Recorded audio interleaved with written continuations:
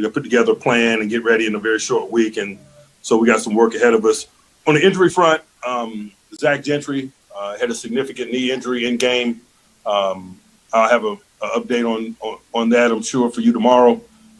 All the others were minor bumps and bruises associated with play. Even Joe Hayden, he was able to go back into the game after he sustained an injury.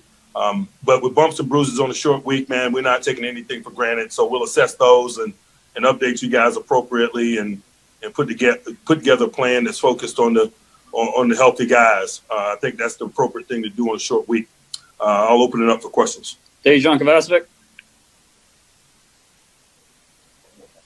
Mike, how much has Terrell Edmonds progressed year over year, and in what ways? He's this guy's logged a bunch of snaps. I think his best ability is availability. When you really look at his career, man, as a young guy, he's logged a bunch of snaps, and over the course of time, he's gained quality experience because of it. And he's taken that experience and continually made himself a better player, really in all areas, man. And run pass recognition. I can't say enough about his run game fits and the way he's playing in that element of the game here in 2020.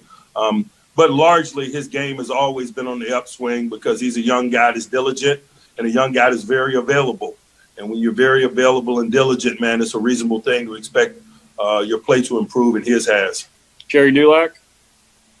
Hey, Mike, were you satisfied with your run game? You got a couple long runs from James Conner today.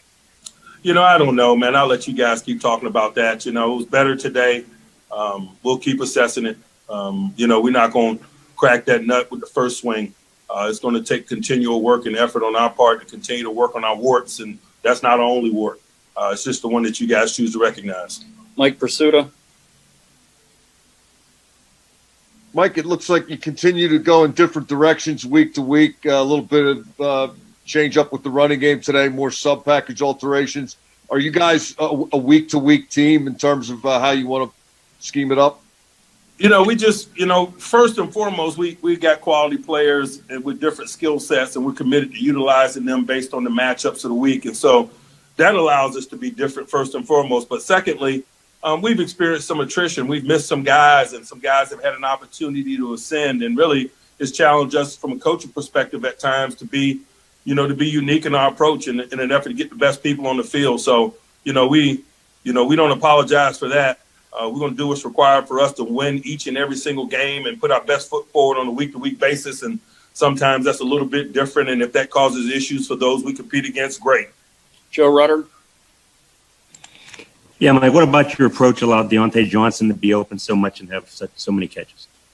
It's really about what they did. They were probably down some corners, and they played more zone than they did man. And so, it provided an opportunity for volume catches for some, and he happened to be on the receiving end of it today.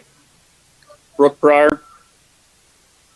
Yeah, Mike, how important was it to come out of this game mostly healthy, given that you guys are on a short week, and to be able to rest a lot of your starters there in the fourth? We don't have control over health, so we don't spend a lot of time focused or worried about that. We understand this is much a part of the game as blocking and tackling. We respect it, and that's why you got to fortify yourself with a good team.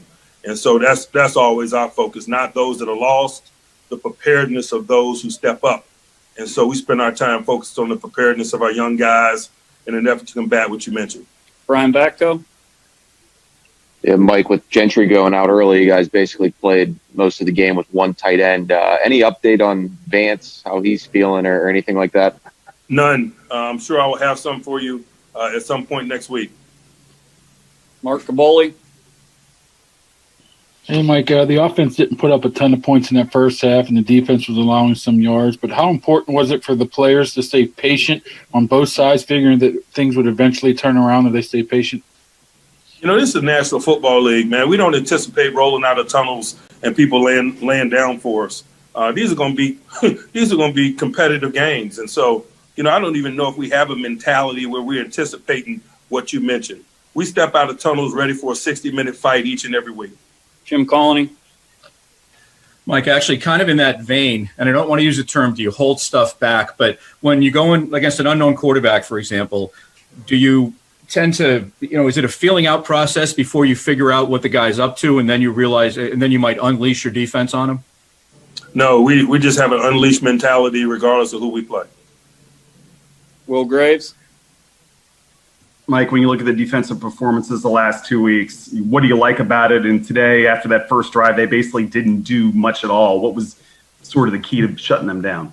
You know, the guys are playing hard and playing fast and collectively well. We're getting turnovers, but I think, the catalyst for it all is that the guys are playing extremely hard and fast. And that's as a collective. And I think that creates the frenzy that provides the wave that we ride. Ed Bouchette? Hey, Mike, you mentioned you said it to the team Saturday night, but is there more pressure as you keep winning and you're now 10-0? And how do you relieve that or approach it? There's pressure in our business. I don't know if you call it more pressure or not. I know regardless of our record, we'd be committed to winning this game that we're walking into play on Thursday night. And so, I just think more that's some outside fodder, that's storylines, if you will, and give you guys something to talk about during the week. We respect our process, and we're going to prepare, and we step in the stadiums and play, and there's urgency to that. There's pressure associated with that, all of the above. But that's the same regardless of record. I'm sure people who are not perfect feel pressure to perform week in and week out. Time for two more. Anthony Daskulski.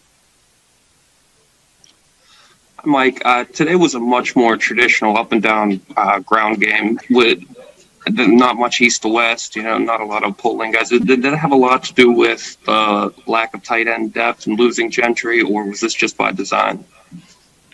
We did what we had to do once Zach went out, but I don't know that it had anything to do with what it is that you mentioned.